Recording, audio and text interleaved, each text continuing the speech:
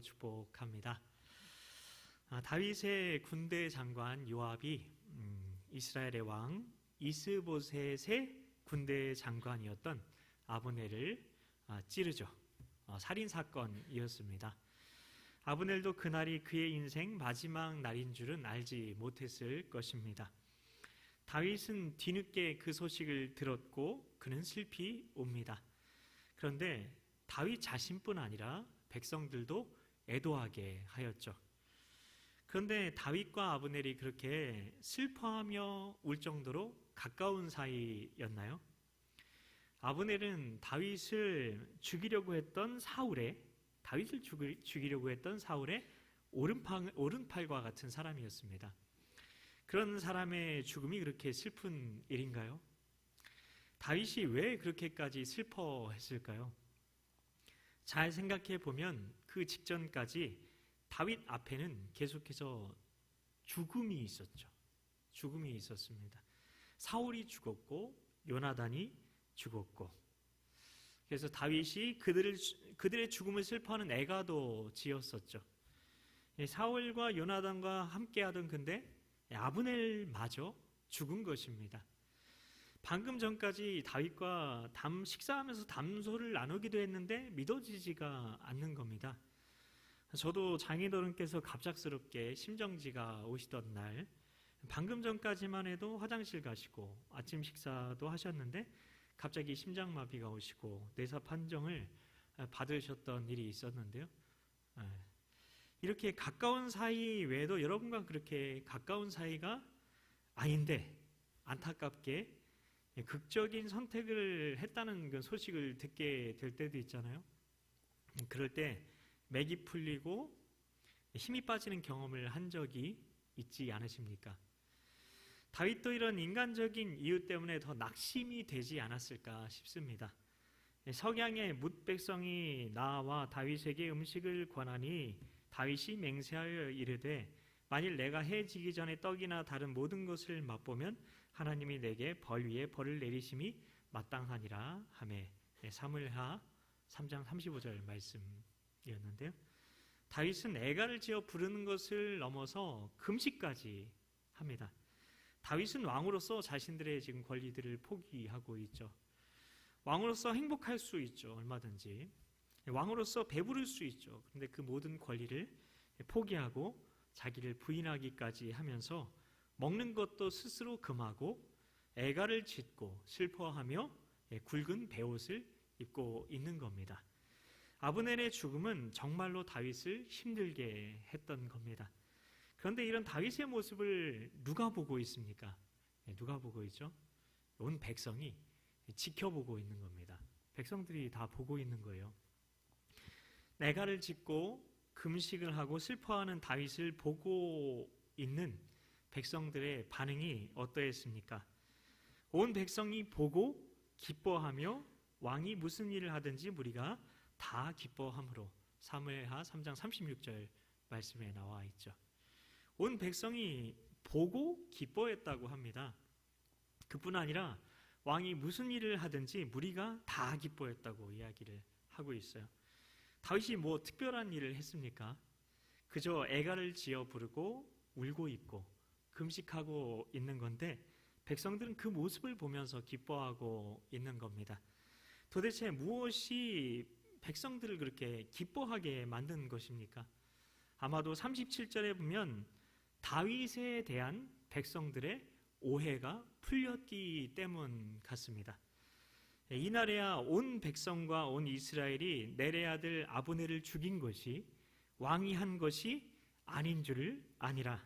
사무엘하 3장 37절 말씀인데요. 온 이스라엘은 사울을 지지하던 백성들을 말합니다. 이들이 볼 때 다윗과 사울은 원수였기 때문에 다윗이 아브넬을 죽였을 것이라고 얼마든지 생각을 할 수가 있었습니다. 근데 그렇게 짐작을 하다가 다윗이 애가를 부르면서 금식하며 괴로워하는 모습을 보니까 다윗이 이 일에 전혀 상관이 없다는 것을 알게 된 겁니다. 그리고 그제서야 다윗이 하는 모든 일에 대해서 신뢰를 하고 기뻐할 수 있게 된 것입니다. 그런데 다윗이 이런 효과를 생각하고 일부러 의도적으로 이렇게 한 것일까요? 아닙니다. 전혀 그렇지 않습니다. 다윗은 그저 울면서 금식할 수밖에 없었던 겁니다. 사울도 요나단도 죽고 이제 아브넬마저 죽었으니 이제 내가 온 이스라엘의 왕이 될 수 있겠다. 그러면서 뒤로 미소 짓지도 않았습니다. 그러면 다윗이 진짜로 왜 슬퍼했는지 말씀에서 알 수 있는데요. 38절, 39절에 보면 왕이 그의 신복에게 이르되 오늘 이스라엘의 지도자요 큰 인물이 죽은 것을 알지 못하느냐. 내가 기름 부음을 받은 왕이 되었으나 오늘 약하여서 스루야의 아들인 이 사람들을 제어하기가 너무 어려우니 여호와는 악행한 자에게 그 악한 대로 갚으실지로다 하니라. 사무엘하 3장 38절 39절 말씀입니다. 왜 다윗이 울며 애가를 부르며 금식하는 것 말고는 아무것도 할 수 없었습니까? 다윗은 그 이유를 자기 신하들에게만 이야기를 합니다. 다윗의 복심이라고나 할까요? 자기 사람에게만 속마음을 털어놓습니다. 무엇인가요? 다윗은 아브넬을 이스라엘의 지도자요 큰 인물이라고 높이 평가를 했는데 나라를 위해 꼭 필요한 그런 사람을 지킬 힘이 자신에게 없었던 겁니다. 아브넬에 대한 다윗의 이러한 평가는 사울이 왕으로 군림하던 시절 사무엘상에 기록된 말씀과도 일치하고 있는데요.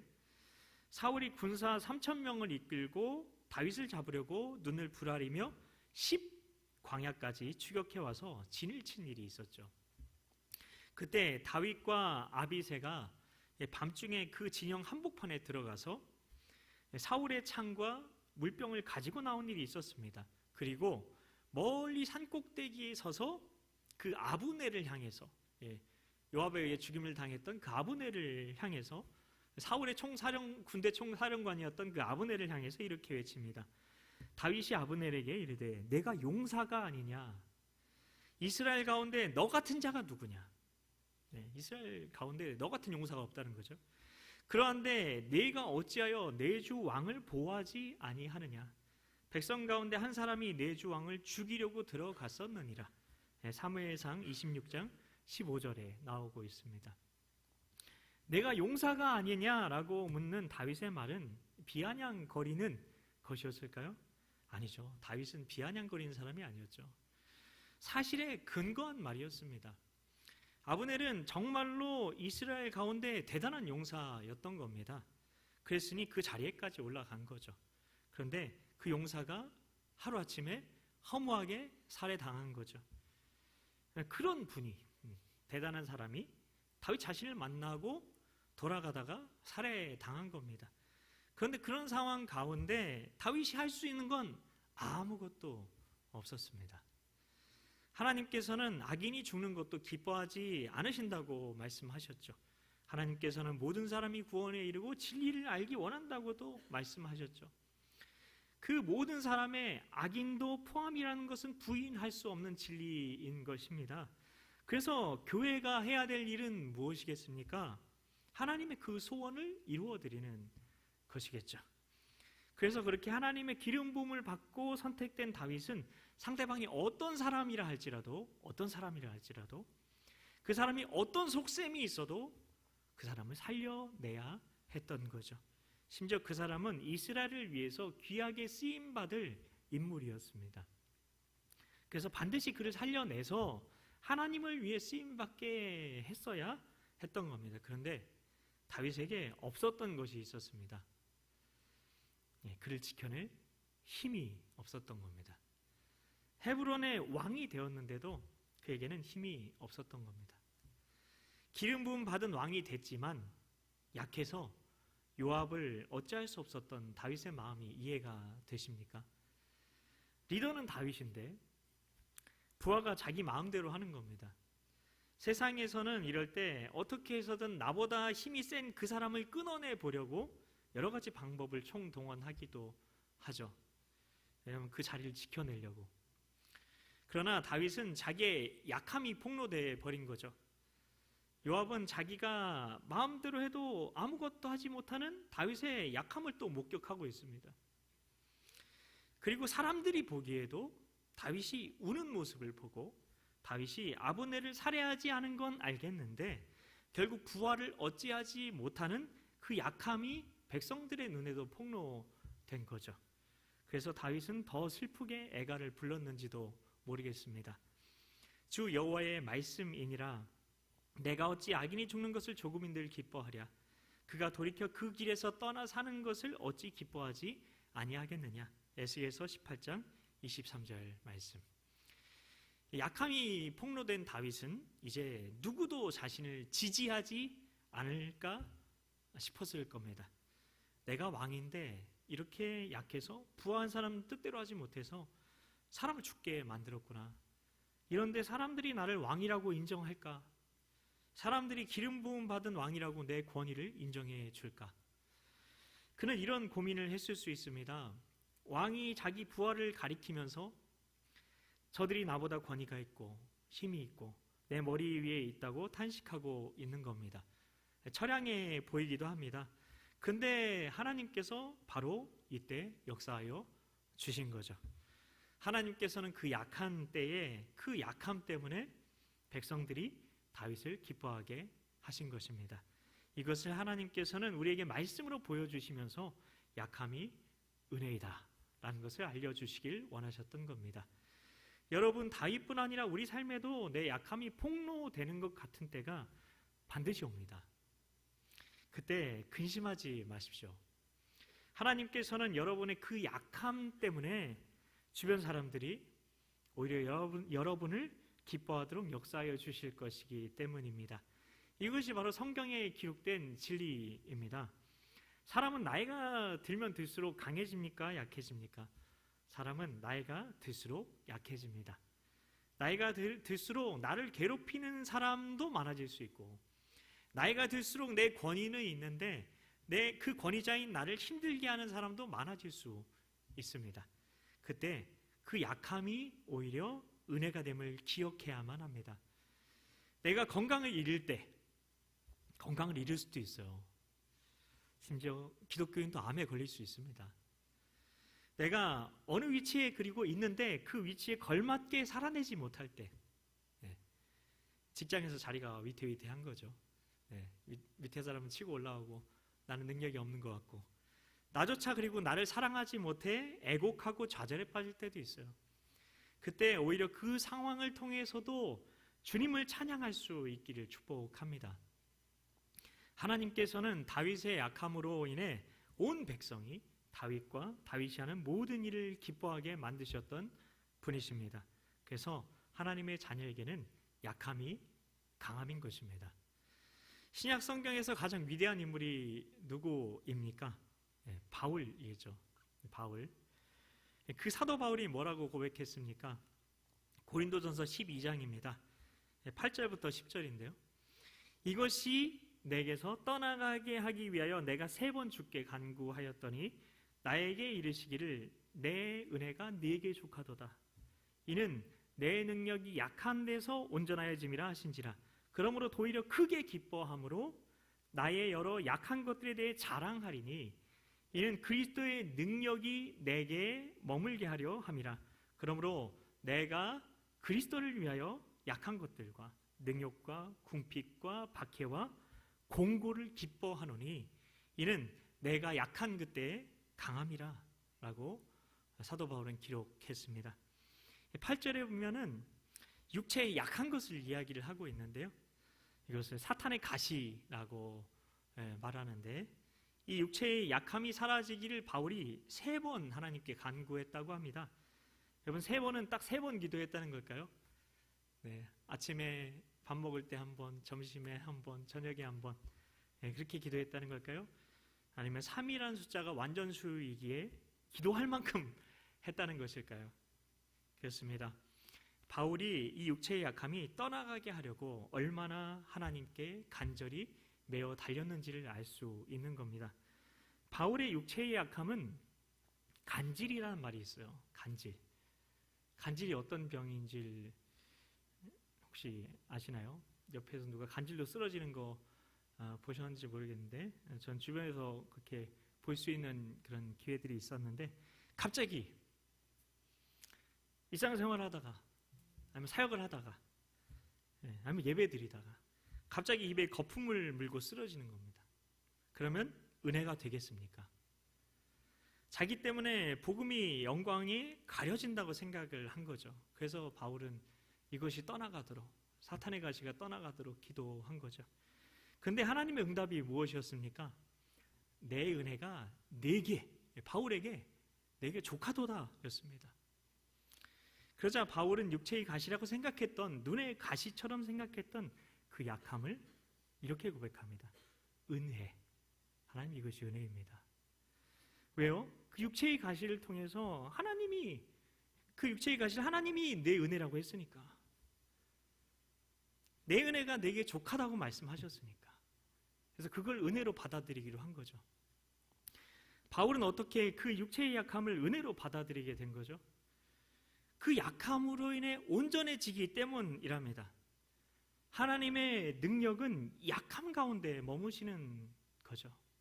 우리가 이미 알고 있습니다. 우리가 강하면, 아까 우리가 찬양으로 고백했잖아요. 우리가 십자가에 연합되어 죄가 이미 죽은 것을 우리가 고백을 했는데, 우리가 강하면, 내 자아가 강하면, 내가 강하면 당연히 하나님의 능력이 아니라 내가 내 힘만 의지하고 자랑하게 됩니다. 그게 사람입니다. 우리가 만일 이 약함을 내게서 가져가 주세요 라고 하나님께 기도하면, 그러면 우린 이렇게 기도하고 있는 것과 같은 겁니다. 하나님의 능력을 제게서 가져가 주세요 라고 기도하는 것과 똑같은 겁니다. 우리는 대부분 기도 제목을 약함이 강함으로 바꿔지게 해달라고 그렇게 씁니다. 그런데 그렇지 않고 약함이 은혜라니, 예수님을 믿는 건 참 놀라운 거죠. 약함도 강함이 되게 하시니까요. 다윗의 입장에서 보면 요압만 없애면, 그렇죠? 요압만 없어지면 내 권위가 서고 사람들도 나를 다 좋아할 것 같은데, 이렇게 생각할 수도 있어요. 술수를 써가지고 다른 사람을 써서, 자객을 써서 요압을 죽일 수도 있죠. 근데 그게 아닙니다. 다윗은 요압과 함께 살아야 합니다. 상생 목사님도 얘기하셨잖아요. 내가 제어할 수 없는 사람과 같이 살아야, 같이 동역해야, 같이 신앙생활을 해야, 상생해야 내 약함이 폭로될 수 있는 겁니다. 내 약함은 폭로되어야 하는 것입니다. 오히려 이것 때문에 하나님께 더 가까이 나아가게 되는 거고, 백성들은 그런 다윗을 더 기뻐하게 되는 겁니다. 우리 삶에 계속해서 약함이 노출되게 하는 그 사람, 그리고 그 환경이 축복이고 은혜라는 것입니다. 이것이 성경적인 진리입니다. 이제 약한 그때 강함이라는 바울의 말이 이해가 되실 겁니다. 약한 그곳에 강하신 그분이 머무실 수 있는 겁니다. 이렇게 되면 이제 내 옆에 요압이 있든 말든 상관이 없는 경지까지 이르게 될 겁니다. 이렇게 되어져 가는 게 성화죠. 예수님 닮아가는 거죠. 요압이 있어서 내 약함이 폭로되고, 내 권위가 바람에 흔들리는 갈대같이 요동치고 흔들리는 것 같아 내 무능력함이 폭로돼도 아무 상관없는 겁니다. 아무 상관없어요. 왜냐하면 그 누가 뭐래도 나는 하나님께서 기름 부은 자이기 때문입니다. 하나님의 선택은, 하나님의 은사는 후회하심이 없기 때문입니다. 기름 부음 받은 자의 목적은, 이건 흔들리지 않기 때문에, 이건 변하지 않기 때문에 그 목적이 중요한데, 그 목적은 강해지는 게 아닙니다. 절대로. 오직 강하신 주님만 드러나면 충분한 것입니다. 내가 약하면 그분이 더 드러나신다는 것이 진리입니다. 이 진리를 알면 그 사람이 있건 없건 아무 상관이 없는 겁니다. 우리 안에 어떤 약함이 있어도 괜찮은 겁니다. 어쩌면 우리의 유일한 원수인 마귀는 하나님께 이 약함을 우리가 없애달라고 기도하기를 바라는지도 모르겠습니다. 이런 약함이 폭로되었던 한 사람을 더 소개를 하고 말씀을 맺으려고 합니다.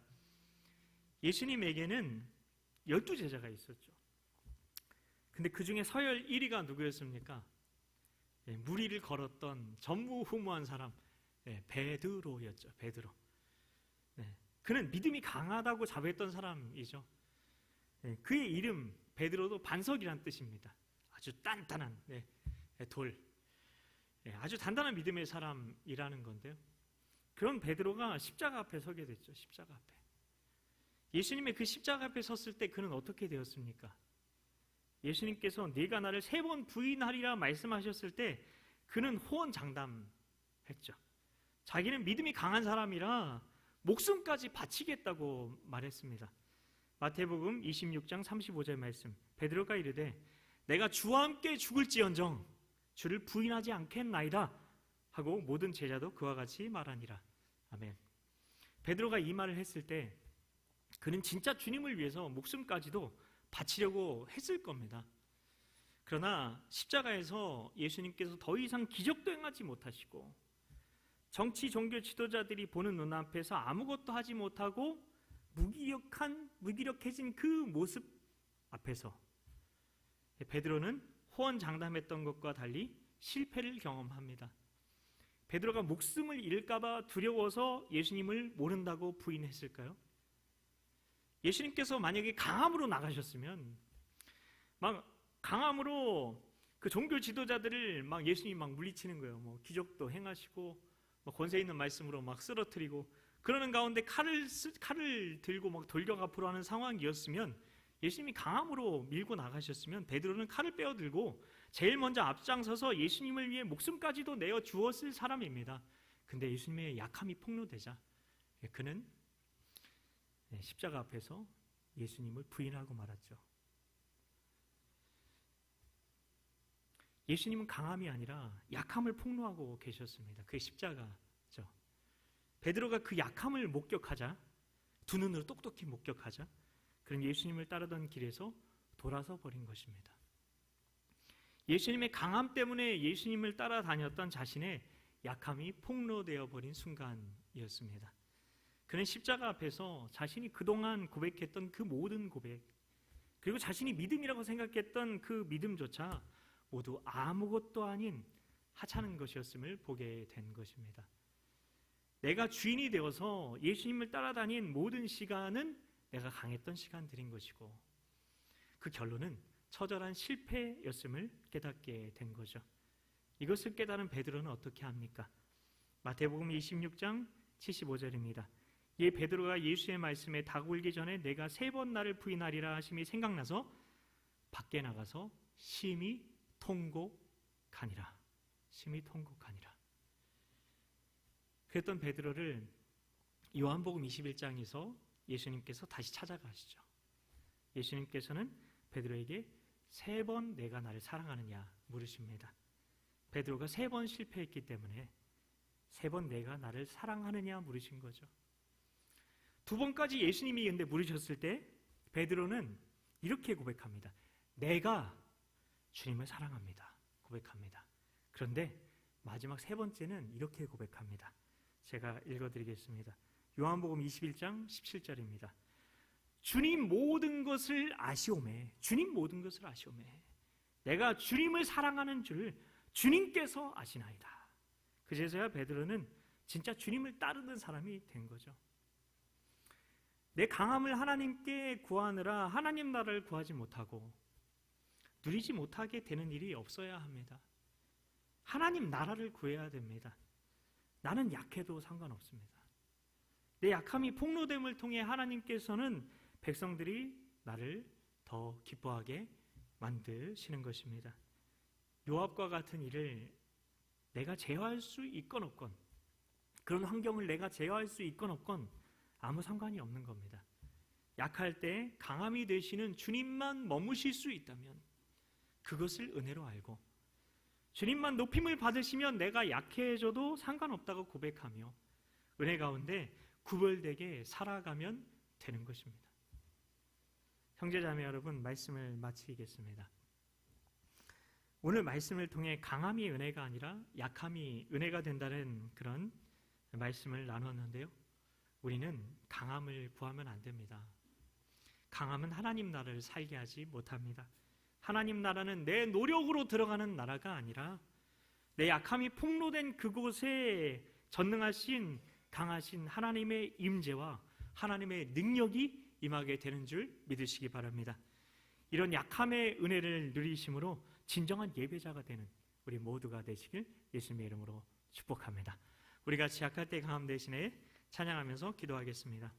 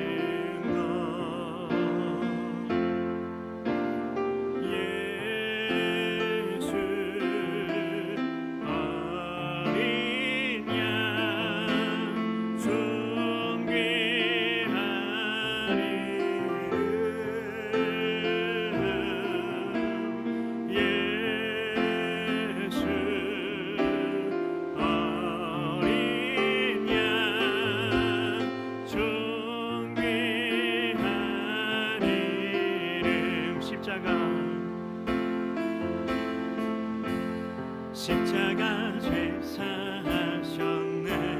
주님의 이름 찬양해. 주 나의 모든 것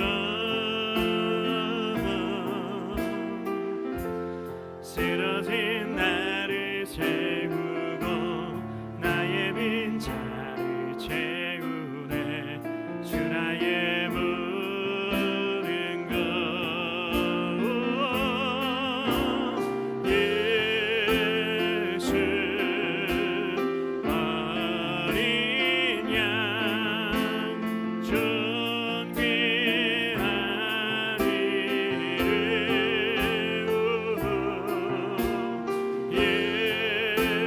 예수 어린 양 존귀한 이름 십자가 되사셨네. 십자가 죄사하셨네. 주님의 이름 찬양해. 주 나의 모든 것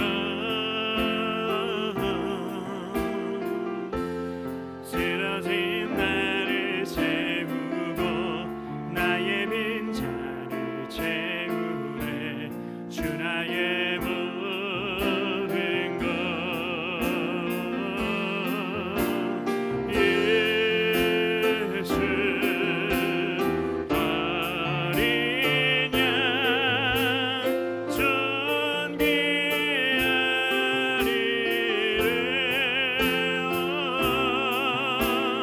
이름 예수 어린 양 존귀한 이름 예수 어린 양 예수 어린 양 존귀한 이름 예수 어린 양 존귀한 이름.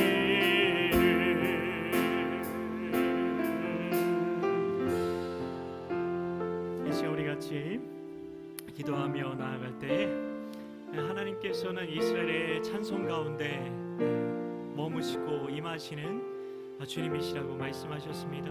이 시간 우리 성령님께서 감동 주시는 그 마음을 따라서 이 시간 하나님을 높여드리며 이 시간 나아가고 가겠습니다. 이 시간 주님의 이름 한번 간절히 부르짖고 하나님을 높이며 나아가겠습니다. 주여